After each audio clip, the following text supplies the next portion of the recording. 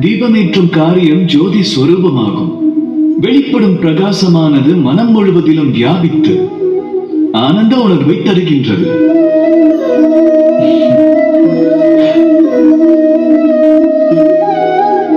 ஆனால் இச்செயல், இந்த ஜோதியை நான் அணைத்து விட்டேன். இதைக் கொண்டே அனைத்து தீபங்களையும் ஏற்றி வைத்தேன். இதில் வெளிப்பட்டுக் கொண்டிருந்த ஜோதி பல தீபங்களை ஏற்றி வைத்து பிரகாசம் நல்கிக் கொண்டிருந்தது. ஆனால் இந்த ஜோதியின் பணி முடிவுற்றவுடன் இது தன் பிரகாசத்தை அணைத்துக் கொண்டது. விளங்கியதா? மனித வாழ்விலும் இவ்வாறு பிரகாசிக்க ஒரு பெயர் உண்டு.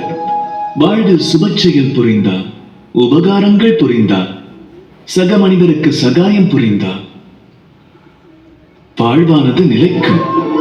ஆனால் என்று அச்செயலானது நிறுத்தப்படுகிறதோ,